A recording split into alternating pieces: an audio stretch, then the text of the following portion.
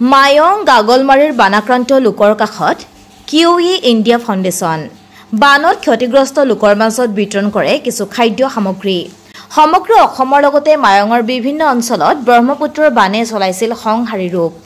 বানৰ কবলত পৰি ঘৰবাৰী হেৰুৱাই বহু লোকৰ মাজত এতিয়া দেখা দিছে খাদ্য সামগ্ৰীৰ সমস্যা। বানাক্ৰান্ত কিছু সকাহ দিয়াৰ উদ্দেশ্যৰে আজি মৰিগাঁও জিলাৰ মায়ঙৰ গাগলমাৰী আৰু কাৰিকৰী মালেকাবৰী চৰত উপস্থিত হৈ বানাক্ৰান্তৰ মাজত কিছু খাদ্য সামগ্ৰী বিতৰণ কৰে QE ইণ্ডিয়া ফাউণ্ডেশ্যন নামৰ এই সংস্থাটোৱে। বানাক্ৰান্ত লোকৰ মাজত বিতৰণ কৰা হয় চাউল, দাইল, সয়াবিন, বিস্কুট, চিৰা, তেল আদিৰ উপৰিও বহু সামগ্ৰী। এই দুখৰ সময়ত বানপীড়িত লোকক কিছু সহায় কৰাৰ বাবে QE ইণ্ডিয়া ফাউণ্ডেশ্যনক ধন্যবাদ দিছে বানাক্ৰান্ত লোকে। গাগলমাৰী কিউ ফাউণ্ডেশ্যনৰ উদ্যোগত আমি গাগলমাৰী বৰকুৰাণী মেৰৰহাবি আৰু কাৰিকৰী চৰত প্ৰায় 250 জন মানুহক খাদ্য সামগ্ৰী বিতৰণ কৰিছোঁ।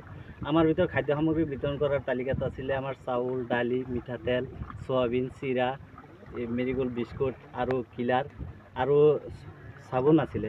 এইবিলাক খাদ্য সামগ্ৰী আমি বানাক্ৰান্ত লোকক আমি কিউ ইণ্ডিয়াৰ ফালৰ পৰা আমি আৰ্থিকভাৱে অনুদান আগবঢ়াইছিলোঁ। আৰু আপোনালোকেও যদি কাৰোবাৰ কিবা সহায় কৰিব হয় কিউ ফাণ্ডৰ লগত যোগাযোগ কৰিব। আৰু আমি আৰ্থিকভাৱে পিছপৰা মানুহক আমি বানাক্ৰান্ত লোকক আমি সামগ্ৰীখিনি বিতৰণ কৰোঁ। কিমানকৈ লোকক দিছে আপোনালোকে? আমি কিউ ফাণ্ডৰ জৰিয়তে আমি 250 জন মানুহক আমি খাদ্য সামগ্ৰী বিতৰণ কৰিছিলোঁ।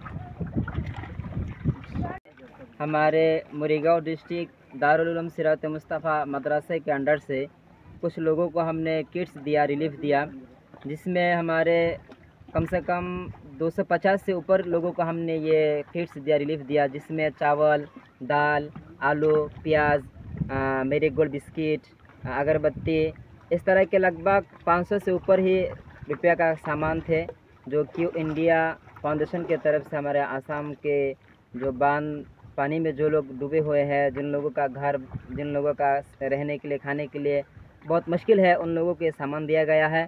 और हम पूरे आसाम के लोगों से अपील करते हैं कि आप लोग भी अगर आप लोगों की तरफ से कुछ हो सके तो मदद कीजिए। और ख़ास करके पूरे इंडिया के लोगों को और ख़ास करके हमारे केरला के लोगों को भी हम अपील करते हैं कि क्यू इंडिया को आप लोग ज़रूर जानते होंगे।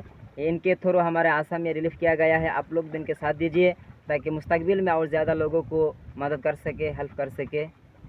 यही कहना चाहते हैं।